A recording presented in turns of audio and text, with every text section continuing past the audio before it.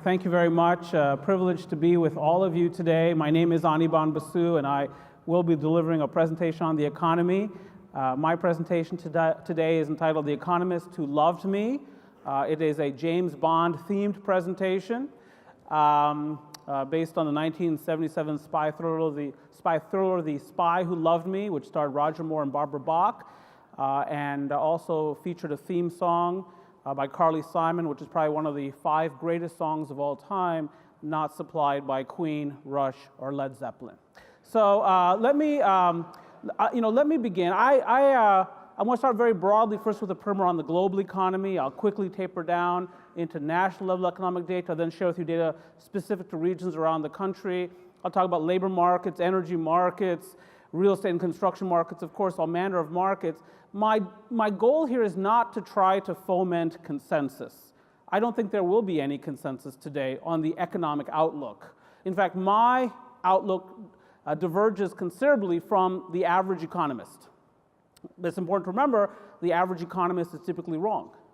And so, I'm sort of going out on a limb a little bit with my forecast. So the point is, though, is not for you to agree or disagree with my forecast. You're quite likely to disagree with it.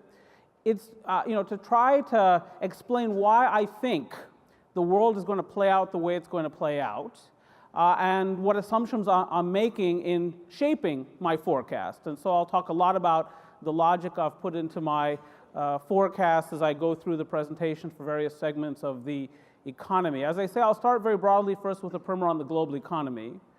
And one of the aspects of forecasting that the economists have not gotten right is the performance of the global economy. The global economy should be performing beautifully by now, according to the forecasts of several years ago. But in fact, the global economy continues to be deeply disappointing. We're only in early March, very early March, March 1st, and yet the World Bank and the International Monetary Fund have both already downgraded their respective forecasts for global economic growth for 2016. Here I'm showing you the standing forecasts for various parts of the world from the International Monetary Fund. The top half of the slide represents the advanced economies of the world. That goes from that label at the very top down through the United States of America. There's 34 advanced economies in the world, the most developed economies on the planet. They're represented on that top half of the slide. The balance of the slide relates to the emerging or developing world, and for purpose of this slide, that group stretches down through Brazil. You can see the advanced economies of the world only expected to grow around 2.1% this year. Europe, or the euro area, the 19 nations that use the euro currency as their primary currency, the euro as their primary currency, only expect to grow 1.7%. That's the outlook, as it turns out, for the Germans. The Spanish outlook is better, the French outlook not as good. The outlook for the Canadian economy is for 1.7% growth. Of course, nobody cares. No, that's not true. I think we have a Canadian flag right there. There are Canadian friends, in fact, in this audience. We have Canadian friends in this audience, and that may be too strong. There are Canadian people in this audience, and we're happy to have them, and we do care. And I'll talk actually a bit more about the Canadian economy going forward, though I'll spend more of my time talking about the US economy. You can see the Japanese economy expect to grow only 1%. Not very good stories coming from the developed world, and in fact, America, as it turns out, is one of the better growth stories up here, and I'll talk more about that as I go through the presentation. The more interesting stories come from the emerging world. So there has been this ongoing narrative suggesting that the so-called BRIC nations, Brazil, Russia, India, and China, would supplant the United States as a leading engine of global economic growth. It really has not happened to date. The Chinese economy had been growing brilliantly, and still, by global standards, growing quite nicely. You can see here the forecast for Chinese economic growth for this current calendar year is 6.3%. That economy expanded 6.9% last year. I don't really believe those numbers. You may or may not, for reasons I'll get into. But even at 6.3 or 6.9%, that would be the worst performance for the Chinese economy in 2 decades. You can see here the Indians. The expectation is that they will have a very good year. That economy grew 7.3% last year, expected to grow 7.5% this year.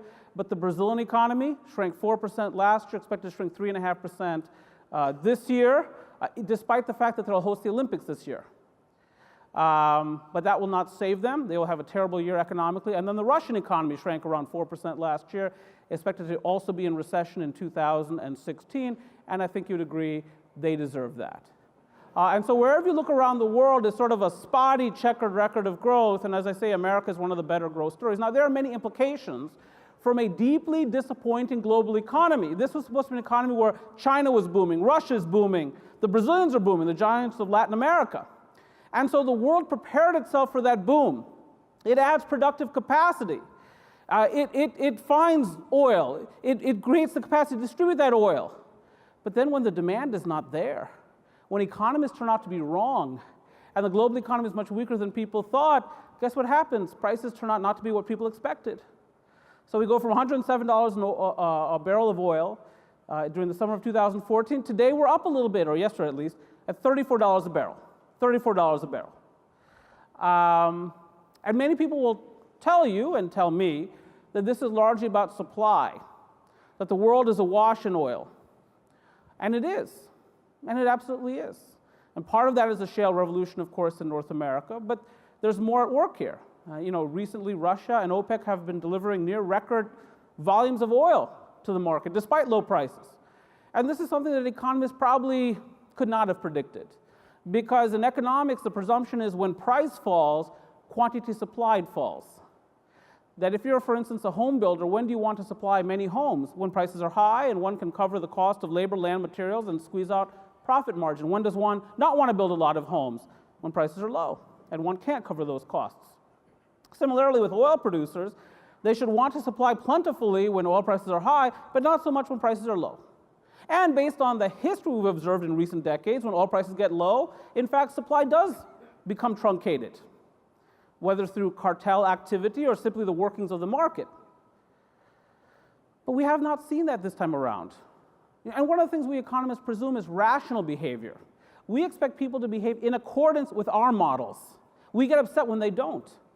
And so they should be supplying less oil, but they're not. And as I say, we assume rational behavior, but of course God created Russians and Iranians, and they seem to care more about aggregate revenues than profits. And so if you're trying to stabilize revenues and prices are falling, what perversely has to happen to supply to stabilize revenues? Production actually has to go up. Now you might say, well, Anirban, we Americans are rational. Why are we still producing 9 million barrels of oil per day or more in this country when oil prices are so low? Because a lot of our companies, of course, have debt service. And you have to make debt service. And when oil prices go from $107 to $34, you might have to produce a lot of oil just to make debt service. If you don't make debt service, somebody else gets your assets. There's no victory in that. Now, that said, it's not just about supply. Equilibrium price is determined by supply and demand. And one of the things that we observe is that demand is just not growing very quickly, and not nearly as rapidly as people had anticipated from the perspective of, let's say, 2010 or 2011. Back in 2010, on any given day as a world, we were using between 3 and 4 million barrels of oil more than we had the same day the previous year. Today, you can see demand growth is much, much slower. A bit less than 1 million barrels of oil demand on a daily basis growth compared to the previous year. Now, color-coded the data for you. So if you look at those vertical bars there, the blue segment is the OECD, the Organization for Economic Cooperation and Development, shorthand for the developed economies of the world. You'll see that there's no demand growth really from the developed world. Well, no surprise. The developed world is growing very, very slowly, and moreover is becoming more efficient in the utilization of oil. The red there appropriately is China. And you can see how slow Chinese demand growth has become. And it's one of the reasons to believe that the Chinese economy is not growing 6.3%, didn't grow 6.9% last year, is growing something much less than that. And you will find economists who will tell you, good ones, very good ones, reputable ones, credible ones, that the Chinese economy may be growing somewhere between 2 and 4%. But the point is, that kind of growth rate is more consistent with the behavior that we see in oil and other commodity prices. The rest of the world is in that yellow, other non-OECD, that's India, Brazil, South Africa, the emerging world that happens not to be China. And that's where the growth is. But otherwise, you can see your demand growth is not nearly what it was. And as everyone knows in the room, it's not just oil prices that have collapsed. It's iron ore prices, base metals, precious metals. Natural gas today is at $1.72 per million BTU. Copper is up, it's true, to $2.13 per pound, it's true. But by and large, prices have been sliding, consistent with the fact that the global economy is very, very weak, and that all that productive capacity that was put online in expectation of a much stronger global economy, that capacity is now being underutilized. Now, again, one of the things we presume as economists is that when price is low, quantity supplied is low. But also the other thing, the other part of that is when price is low, quantity demanded should be high. Why do you shop at Walmart? Always low. I teach at Johns Hopkins, and I ask my students, what does it say on the front of every Walmart? I teach global strategy. What does it say on the front of every Walmart? And they say, and they raise their hand, they're very polite. These are Hopkins kids. Professor, yes, it says Walmart. And I say, yes, that's true, young man. It's very impressive. And clearly you belong here. But what else does it say? And it says always low prices. It says always low prices. Why did Walmart get so big? Because it has always low prices. People will demand more, higher quantity demanded, when the price is low. So they go to Walmart. That's been the value proposition until perhaps very recently. So we assume that when prices are low, people say, oh, I want to buy this. And if you're a producer, manufacturer that uses copper, iron ore, whatever it happens to be in terms of inputs into production, natural gas, one would think, my goodness, to take advantage of these low prices, producers must be scooping up these inputs. These input prices that have collapsed, they're taking advantage because the goal in capitalism is buy low, sell high. If you do that enough, you're rich. Buy low, sell high. Well, there's an opportunity here to buy low. And yet, we know from purchases of inputs and from this index, one of my favorite indices, the Baltic Dry Index, that that's just not happening. There's just not much purchasing interest right there, even right now, even at those low prices. This is a very interesting index. It's one of my favorites. Actually, many economists' favorite leading index for the global economy. In fact, during the 80s and 90s, when I was trying to pick up women, this is often the index I would bring up in my discussions to seal the deal. And you will be surprised to learn, I think, that it seldom worked. That I tended to go home alone a lot during the 80s and 90s and eventually gave up and got married. But, and for a long time I was bitter about this because my presumption had been that the index had failed me. And in hindsight, I'm starting to think that there might have been other factors at work. The point is this, it's a really good index, and I don't know if you can read the type at the bottom, but it explains what it is. The Baltic Dry Index, or BDI, is a measure of the price of shipping major raw materials such as metals, grains, and fossil fuels. Shipping. So this is a reflection of shipping charges. And those shipping charges are collapsing. Now you might say, Anirban, oil prices have fallen. So if oil prices are falling, perhaps these shippers are simply passing along some of their cost savings to the people who use their services, except that would not explain the declines in price of iron ore and copper and other productive inputs. Oil, natural gas. And so what this is telling you is that the demand for inputs to production is weak right now globally. The ships are not full. The charges are sliding. And if the purchases of inputs is weak today, what does that tell you about the production of output tomorrow? It will also be weak. And my very strong belief is that the global economy will continue to be very weak, and in fact weaker than either the IMF or World Bank forecasts of global economic growth indicate. I showed you the IMF forecast in a moment. And this is a very important aspect of my forecast. I'll talk about this later, but if you disagree with that presumption, then again, you're going to disagree with my final conclusion at the end. But this is, this index, along with many others, serves as the basis for my belief that the global economy will be much weaker than many economists presume. Now, again, a lot of this is because nations that were supposed to drive the global economy forward just aren't. Brazil. So that graphic in the southwest corner is not just there for appearance sake. That's the graph of the Brazilian real, their currency, against the US dollar last year. And last year, the Brazilian real was down 33% against the dollar. And one of the things that that does is it triggers inflation. So food prices, transportation costs, housing costs all skyrocketing there. Inflation is not good for economic growth. Now, Standard & Poor's and Fitch Ratings have already downgraded their sovereign debt to junk status. I'll come back to that theme later on in the presentation. And the Baltic Focus, a weekly survey of 100 private financial analysts, predicts that Brazil's economy will contract by another 3% this year, which is very much in line with both the IMF and World Bank's forecast. Russia. You might remember a few years ago, the Russians were flexing their muscles, riding naked on horseback through Ukraine. I don't know if you've seen the pictures more recently. The muscles have gotten flabbier. And no surprise, oil and natural gas prices have plummeted. And of course, the Russians have also been impacted by sanctions. And of course, those sanctions are more effective when oil is at $34 a barrel than when oil is at a higher price. In any case, that economy also expected to stay in recession this year. The ruble fell 20% against the dollar last year. And then China. As I said earlier, slowest growth in about 2 decades. A bad year for the markets so far. The Shanghai Exchange is down around 43% from last summer's peak. In fact, during the first week of the current year, that market was down 12%. And so what do the Chinese do when things are not working out just perfect? They intervene, they intrude. And in that case, they use circuit breakers to just shut down the market, just shut it down. And then there was one day earlier this year during which the market was open for half an hour, and then they just shut it down because it got too ugly. Now, the problem with that, of course, is at some point you have to open the markets back up. I mean, people own shares. They should be allowed to trade them. And people might actually want to buy shares. But the problem is when you reopen the markets, of course, everyone wants to rush to the exits because no one wants to be the last person left holding the bag.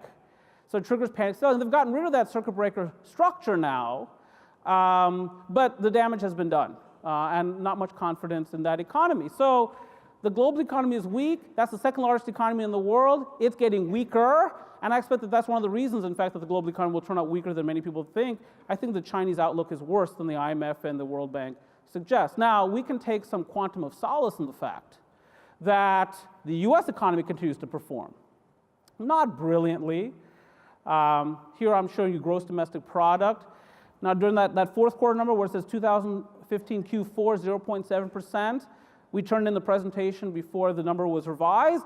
Fourth quarter number is now 1%. Okay. But, not great, but still growth. Last year, the U.S. economy grows in the range of 2.4%, 2.5%, not bad, after growing 2.4% in 2014. I know that people will say it's been a lackluster recovery, and it absolutely has been. If somebody had told you in 2005, which was, by the way, a very good year for construction, that this economy, our economy, would fail to grow at 3% or better for more than a decade, you would have said, you're crazy. You would have said to them, because between 1969 and 2005, we averaged 3% growth in this country. In fact, during the 25 years that preceded the Great Recession, we averaged 3.25% growth. 3% was nothing to us once upon a time, but it has been more than a decade since we did that. 2005 itself, we grew 3.4%. We have not done it again. If somebody had told you that year, and by the way, we're also going to have a very deep recession, the worst recession arguably since World War II, then you would have said, well, then the statement you've made about us not growing 3% is absolutely crazy, far-fetched. Next, you'll tell me Donald Trump's going to be president because undoubtedly, once that recession is over, the U.S. economy will surge back after that deep recession and we'll be growing more than 3%, because the deeper the downturn, the faster the recovery. That's just not the way it has been. Now, this recovery has paled in comparison, for instance, to the recovery of the 1990s, but it is recovery, raising the question, to the extent that the U.S. economy is moving forward, what's moving us ahead? Now, this graphic tries to get at that. And what I'm showing you is the 4 quarters of GDP growth last year. So during the first quarter of 2015, the U.S. economy expanded 0.6% on an annualized basis, bad quarter. Second quarter, 3.9%, very good quarter. Third quarter, 2.0%, mediocre quarter. Last quarter, as I say, it says 0.7 there, but that number is, as I said, revised upward to 1.0%. Now, the breakdown of GDP is in these last 4 categories to your right. And what this basically says is this is a consumer-led recovery. Where is the demand growth coming from? Why is demand growth so important? Because demand triggers supply. Let's say, for instance, you wanted French fries. Why be hypothetical about it? You do want French fries. If somebody were to put French fries in front of you right now, you would eat them. Even more so if you had ketchup. But no one's going to do that, as it turns out. So don't be disappointed when it doesn't happen. But the point is, if you wanted French fries, you could go into that brave new world of ours and you could get French fries. Someone would fry them up for you. You'd have to pay for the privilege, but someone would do that for you. But the point is, your demand will trigger their supply. So what this graphic is about is, where is the demand growing in the economy to trigger supply? And the demand is growing in the consumer sector, personal consumption. That's what's driving this economy forward. It's consumers wanting more. And by the way, taking on more debt to purchase that additional merchandise or purchase those additional services.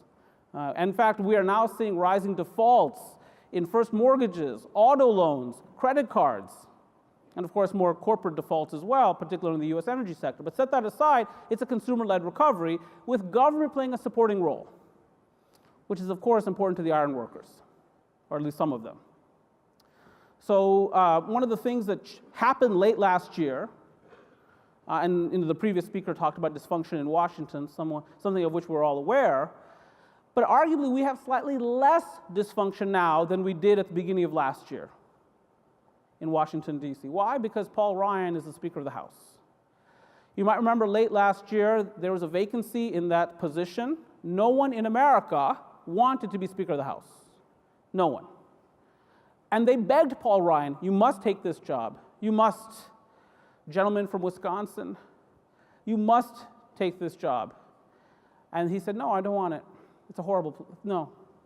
And they said, please, no. Yes, please, you have to. Okay, I will, but with conditions. First, it will not interfere with my family life, because I got a gorgeous family, and he does. And the second thing is, I do not want to preside over pure dysfunction. Guess what we get? We avoid a federal government shutdown.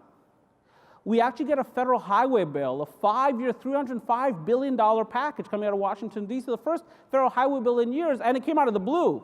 No one saw it coming. And now we also see improved state and local government finances too. Not everywhere. I know the Pennsylvanians have major pension issues and so on and so forth, and Illinois has major issues. I get it. But we are starting to see many communities now coming out of the Great Recession spending more. So government is starting to drive the economy forward to a certain extent.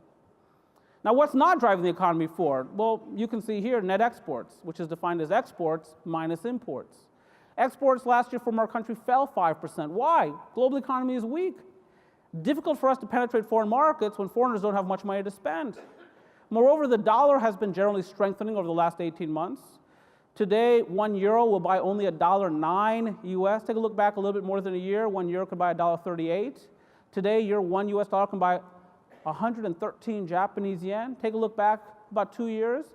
$1 could only buy 100 Japanese yen. The Canadian dollar. The Canadians are our leading trading partner and our best friends in the world. We love the Canadians. Many of us will be moving there soon, so we hope they love us. I'm already trying to figure out if Realtor.com shows properties in Toronto, but their currency is certainly not what it was in terms of its value. When I went to Vancouver, British Columbia, Canada, several years ago, at that time the Canadian dollar could buy $1.02 US. Take a look today, how much can the Canadian dollar buy? 74 US cents. $1 US today is worth $1.35 Canadian. Now, this is fantastic for those of us who are traveling abroad or buying productive inputs from abroad and bringing them to America. It's good for that. It's not good for penetrating foreign markets. It's not good for export growth, and exports have not been growing. And not only that, but when the dollar is strong, it makes imports more price competitive because we can buy more imports on a per dollar basis. Those imports, therefore, compete more aggressively with our domestic production. That suppresses prices. That suppresses profit margins. That suppresses corporate earnings. And in fact, during the last 3 quarters of last year, we had a corporate earnings recession in this country. No surprise, gross investment is a drag on the economy because businesses are not going to invest if they're not growing more profitable. So you look at the economy, it's basically consumer-led, and there's some borrowing there. It's basically government-led, and there's some borrowing there. This is not the structure of economic growth that you would want, but that's what we got. The good news is that that consumer-led recovery should persist for the next several months at least. And that's because more Americans are working. A lot of complaints about the US job market. I understand why. Quantity of jobs being added has not been too bad, but quality of jobs has not been great. I understand that. That's one of the reasons that the training programs that the iron workers deliver are so important, because Americans need to find ways to access middle income or better jobs. I will say that it must be frustrating for many people here that more people don't join the iron workers. I know that it's physically challenging work, I get it, but it's important, meaningful work, and often well compensated. Noble work. But our labor force participation rate in this country is only 62.7%, basically a 38-year low. By contrast, in Canada, it's around 66%. Not enough of us are pulling the rope. That's one of the reasons this economy is not growing faster. Not enough of us are contributing to the economy. And so these training programs, and also I think policy shifts that would induce more people to join the labor force because they just had to, I think would be very productive. But even with that, we've managed to add jobs and find people. We added 151,000 net new jobs in January. We'll get the February jobs report soon. The 3 prior months were fantastic for job creation, including 262,000 jobs added in December. We've added 2.665 million net new jobs in this economy over the past 12 months. That's not bad at all. Easily better than 200,000 jobs per month. National unemployment down to 4.9%. And I understand there's a lot of skepticism regarding the unemployment rate data. I get that. But it is the official unemployment rate. What can I do? And other measures of labor market distress have also suggested that there's less distress out there. Average hourly earnings grew 0.5% in January for the month, 2.5% on a year-over-year basis. Not terrific, but better. This is the breakdown of the 2.665 million non-farm jobs we've added over the past 12 months. Leading the way, as it turns out, is health services. About 17 to 18 million Americans have acquired health insurance since the passage of the Affordable Care Act in 2010. Granted, many of those Americans may have acquired insurance even in the absence of the ACA, since when we add employed population, we tend to add insured population. But the point is, a lot of demand for primary care in particular. I know it says education health services, but almost all of that job growth is in health services. So particularly demand for primary care, so that means a Walgreens on every corner in this country. That means more outpatient centers in the suburbs, more clinics and strip malls, so on and so forth. You've seen all of that. And a lot of that comes from the fact that insurance has grown, including, for instance, through Medicaid expansion. Second category here is professional business services. Just keep that in mind. Many of those folks sit in office buildings. Third is leisure and hospitality. That's hotels and restaurants, and again, a reflection of the fact that the consumer is spending. The only sector of the economy to lose jobs is mining and logging. Well, that's the sector that's impacted, of course, by those weak natural gas and oil prices. National construction employment. We've added 264,000 net new construction jobs over the past year. Despite the fact that there's not enough people out there willing to take on construction occupational work, or they're not empowered to because they don't have the skills. We would have added even more jobs if there were people out there ready to be hired. But of course, most contractors will tell you, we can't find workers, electricians or iron workers or whomever. Carpenters, plumbers, heating and air conditioning professionals, we just can't find them. Still added 264,000 jobs. Imagine what we could do as a country if those people came out of the woodwork and took those job openings. And we ended last year with almost near record job openings in this country. The great rapper Rob Bass said, "It takes two to make a thing go right." And that was a penetrating insight on the US labor market. And I know what many of you are saying. Wait a second, Anirban, it wasn't just Rob Bass, it was DJ Easy Rock. And you're right. And I don't mean to strip him of his credit. But the point is that it does take two to make a thing go right. It is not enough for a private enterprise, a government agency or not-for-profit to create a job opening. Some person with the right set of knowledge, skills, and abilities and a willingness to accept the offered compensation must happen to fill that job. Demand and supply must come together. And lately, we've been actually producing more demand in construction for workers than supply of construction workers. And the same is true in trucking. During a Saturday in November, I spoke to the New York State Motor Truck Association in Buffalo, New York. That's how glamorous my life is. And those trucking firm owners will tell you, we can't find truck drivers. As you know, there's a shortage of 38,000, roughly, long-haul truck drivers in this country, and that shortage is surging higher as more and more truck drivers retire, and of course, regulatory constraints play a role in this as well. But even with that, not bad. We're adding jobs. Where are those jobs being created? Well, let me just point out this. This is active apprenticeships by industry. You can see your construction, as everyone knows, leads the way. But it's strange. You would think that since the end of the Great Recession, and we've actually completed 80 months of economic recovery now, one might think that we'd have more apprentices working in America, or being apprentices in America now, than before the recession. So before the recession, we had 450,000 Americans in apprenticeship programs around the country in all industries. Today, 350,000. And just the labor market is just not working well, but all the work that you do is just so valuable along so many dimensions. So this is state-by-state growth in construction jobs. Leading the way is California, followed by Florida. Now these were two states that were among the hardest hit during the foreclosure crisis. but those housing markets have stabilized. People are moving to California and Florida in large numbers, including tech workers to California and retirees to Florida. And so now we're seeing a lot of construction job growth there. Where we're not adding construction jobs, West Virginia and North Dakota. And no surprise, that's where we have seen the impact of weaker performance among key commodities. This is employment growth for the 50 US states in percentage terms. So the previous slide was not normalized by population, but this allows for a more apples-to-apples comparison, percentage job growth. So you might ask the question, Anirban, where are jobs growing fastest in America? Where is opportunity growing fastest in America? And that would be in the great state of Idaho. Yes. So, so the question then becomes, well, and in fact, Idaho is a great state, and it's a lot of fun to say the name of the state. In fact, if you say it right, it's self-deprecating. And so that raises the question, you know, why, yes, it is. And so, you know, why Idaho, right? Why Idaho? And that brings me to my next point, which is we Americans are not as mobile as we once were. We don't change addresses as we once did. Americans were once a really mobile group, but I don't know if you've seen the most recent study indicating that the typical American lives about 18 miles from their mother. And many people less than that. That's true, 18 miles from their mother. And so we don't move, you know, after the Civil War, the Great Migration from the South to the North.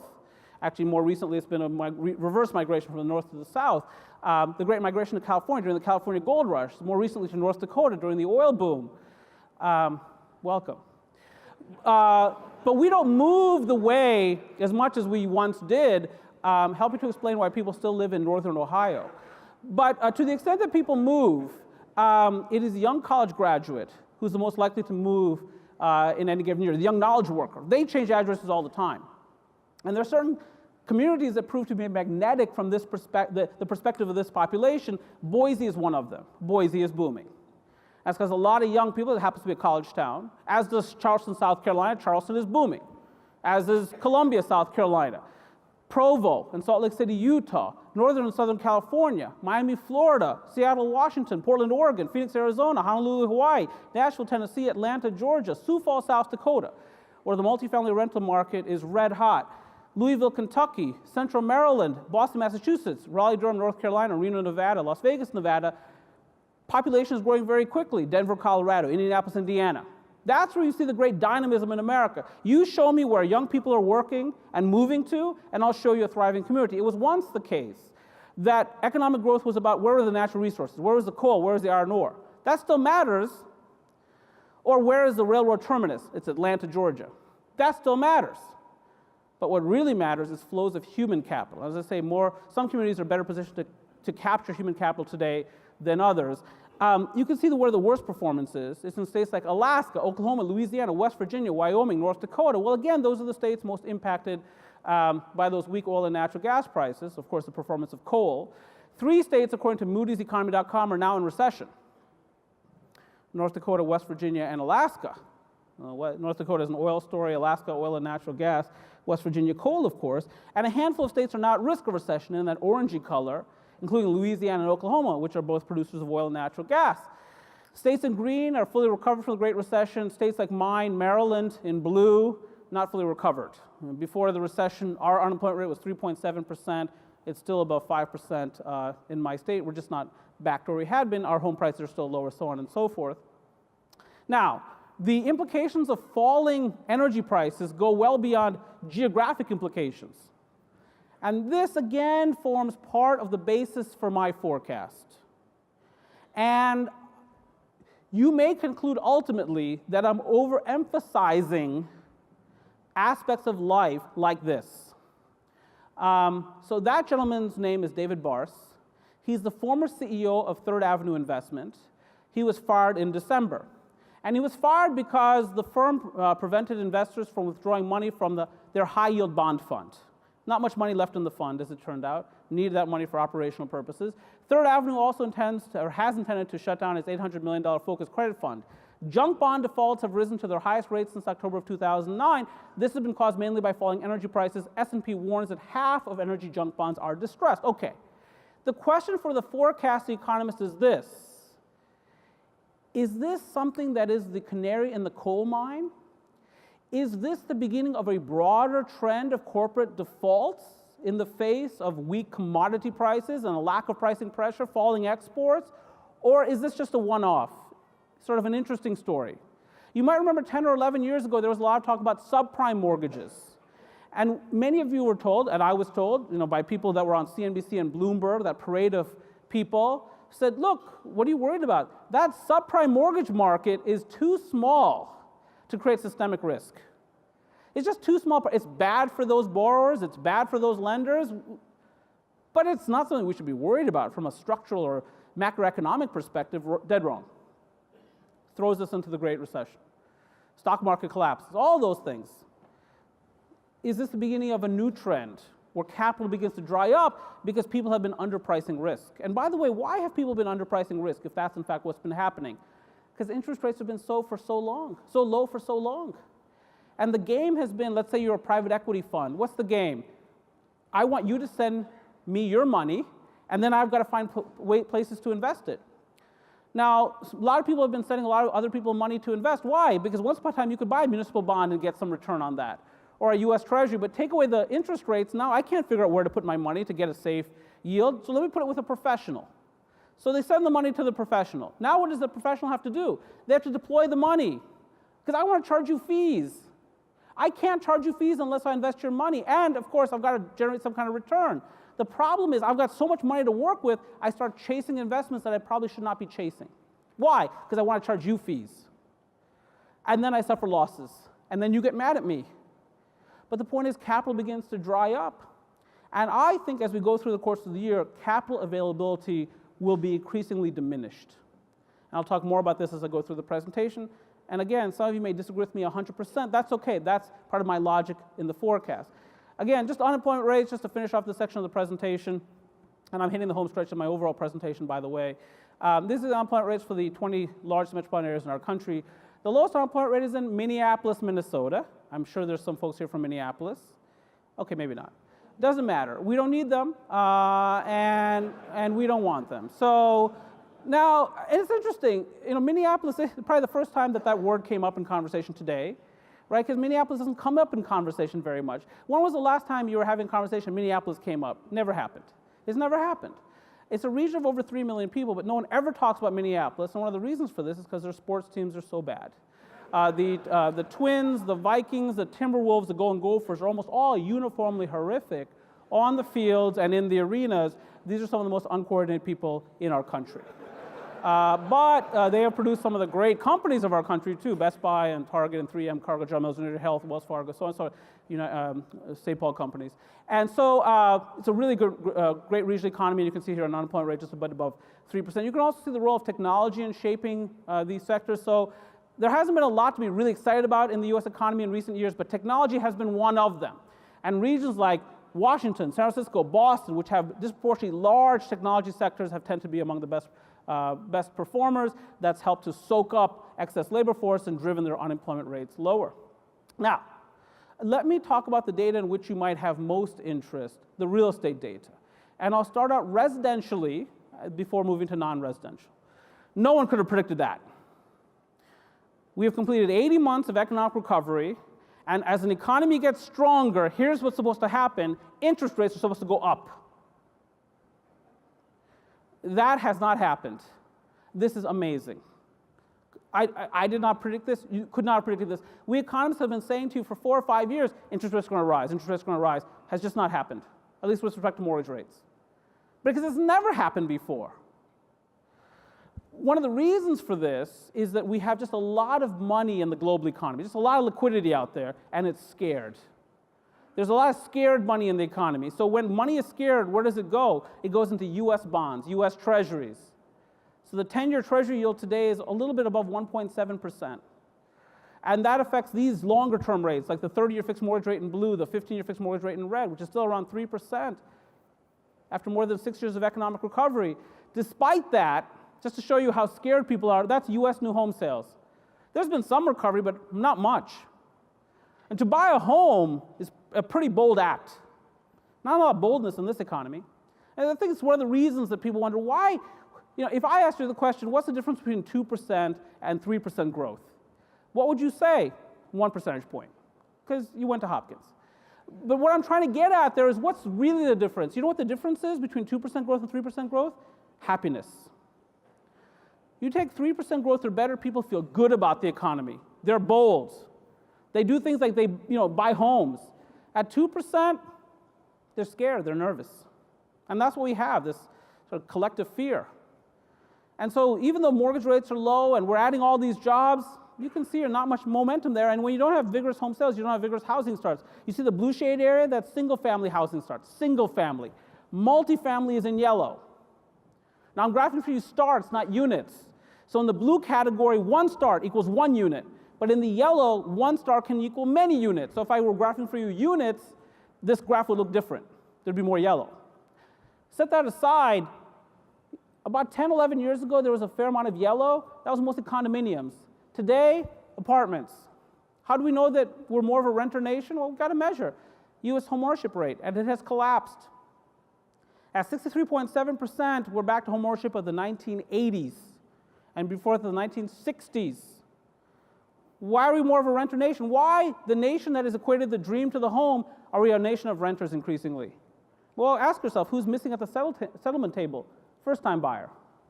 First-time buyer typically represents 40% of transactions, today 29%.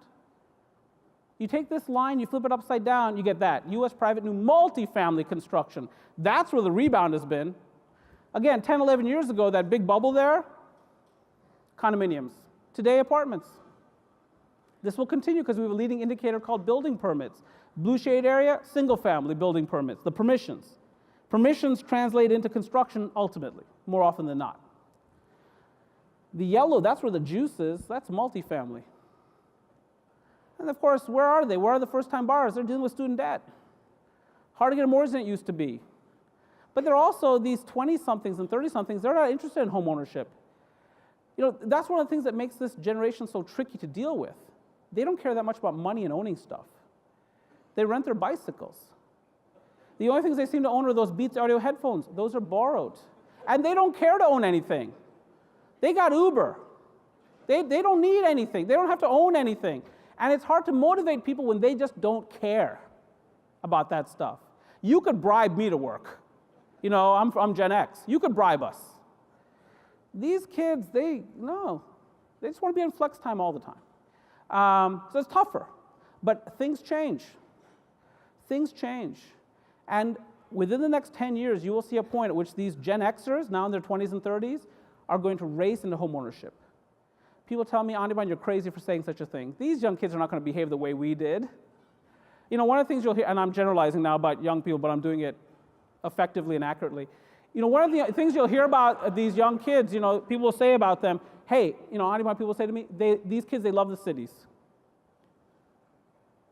These kids love the cities. Of course, they can't drive. But in 10 years, once they have kids, they better know how to drive. Because there's soccer practice and sometimes even occasionally school.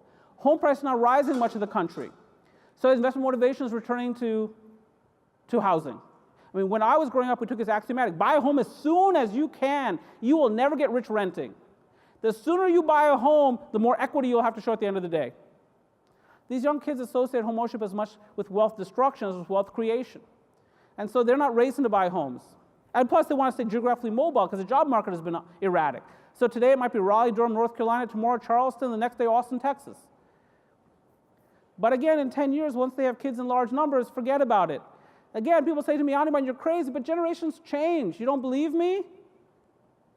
Look at the baby boomers themselves. Think about the young baby boomer, what they were like. The young baby boomer, we have a lot of baby boomers in the room.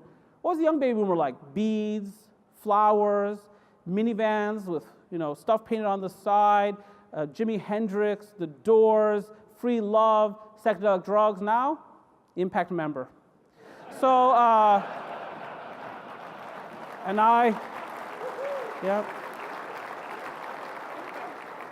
salute you for your journey. I do.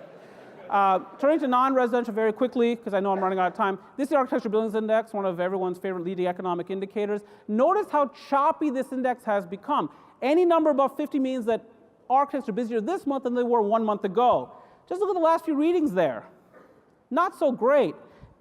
It could be evidence that some investment capital has begun to dry up. Some, at least at the margins. And that's one of my fears for this year going into next year, that investment capital continues to dry up, private investment capital, and that architects on occasion have been told, stop working on this project. I'm still trying to line up financing. It's a bit tougher than I thought it was going to be. This is non-residential construction put in place. Look at the last few months here. Not great. On a year-over-year basis, it's true we're up. Again, this is non-residential construction put in place. On a year-over-year basis, we're up 8.3%. You can see the number, these horizontal bars represent the percentage change in spending by category. So number one category there is communication. That includes data centers. No surprise, a lot of demand for data repositories. Second there is lodging, that's hotels. We got 103,000 hotel rooms under construction in this country. 13% of those are under construction in the New York metropolitan area. Manufacturing is next. That includes the battery factory now under construction in Reno, Nevada, in Charleston, South Carolina, the ongoing expansion of the Boeing plant, and a lot of investment in the US auto sector, including by companies like Mercedes-Benz in Indiana and so on and so forth, because that sector of the economy has been strong. 17.5 million new vehicles sold last year. Office space up, no surprise. One of the leading sectors in terms of job creation, professional business services. What's down on a year-over-year basis? Sewage and waste disposal. Most of that is publicly financed. Conservation development, those are dam and levee projects. Much of that is financed by the Army Corps of Engineers.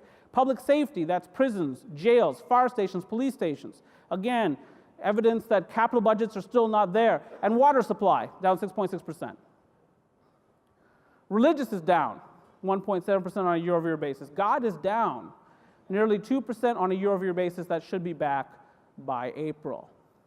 Now, this is inputs to Construction Producer Price Index. This is one of the other implications of that weak economy and fading commodity prices. Materials prices are down on a year-over-year basis. And that's what I'm graphing for you there. This is the inputs to Construction Producer Price Index. And what's weighing down prices the most? Well, you know what it is. It's crude petroleum prices, down more than 40%. Natural gas prices down more than 40% on a year-over-year basis. Concrete product prices are up nearly 3% on a year-over-year basis. That's true because concrete is typically not globally traded. It's locally produced, locally used. So the price in this country is not a function of what's going on in China, Brazil, Russia, the way it is with copper and some of these other inputs to production. So that's why you see that difference. That's the impact of the global economy. And where the global economy has most impact, you see the biggest declines in prices. So copper would be reflected, for instance, in that non-ferrous wire and cable category. So finally, the forecast, because I think I'm over time. So I apologize for that. But the forecast. So where is this economy headed? I think it's not headed to a good place for reasons I've gone into. For now, it should be okay because the consumer will continue to lead the way. We're adding more jobs. We actually see more wage pressures out there. 14 states raised their minimum wage in January of this year. And we will continue to see those minimum wage increases, have some impact on the wage data going forward. As you know, Seattle, $15 an hour, and San Francisco, $15 an hour by July 1st of 2018. So those things are going to come into the data. But the consumer is out there. They're still spending. And that's going to lead us forward for the next few months. Number one category in terms of percentage spending growth by retail category, sporting goods, hobby, book, and music stores. That includes all those Fitbits that people buy and all that Under Armour gear that people buy. That's in that category. Second is internet retailers, includes Amazon.com and, of course, many others. Third is food services and drinking places, which is a fancy way of saying restaurants and bars. And also helps explain why we economists almost never hook up. It's because we ask people questions like, hey, do you come to this drinking place often? Now, we're spending less at gasoline stations. No surprise, gasoline prices are down. So everyone's spending less at gasoline stations. And we're spending less at electronics and appliance stores, but that's because more of those sales are being captured online. And so there's a market share shift being reflected in the data. Look at this.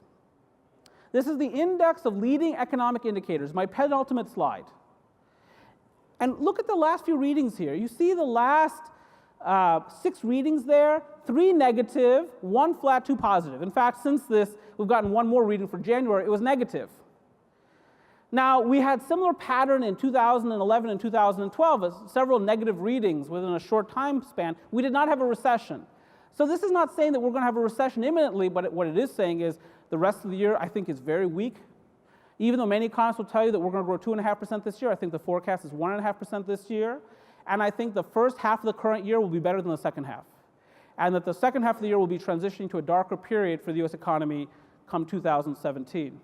So not a happy new year so far. Everyone knows about China and North Korea, but we have problems right here. Corporate profit margins are slipping, and interest rates are on the rise. Private interest rates, not government interest rates, which have been falling. Does not sound like a great recipe for stock prices or for corporate investment. Only the consumer is really contributing significantly to growth, with state and local government spending playing a supporting role, and I suppose federal government as well. Things can change quickly.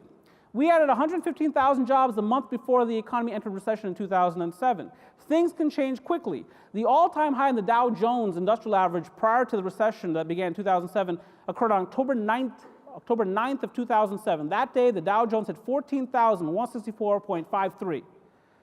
Within 2 months after reaching that all-time high back then, we were in recession. So I know people will say to me, but Anirban, oil prices are rising, we're up to $34. The Dow Jones is above 16,500. S&P is above 1,900. NASDAQ's above 4,500. What are you talking about? Things are getting better out there. Things often get better for a while until they start getting worse. Things change quickly, and I expect sometime later this year we're going to have some issues. Much about interest rates.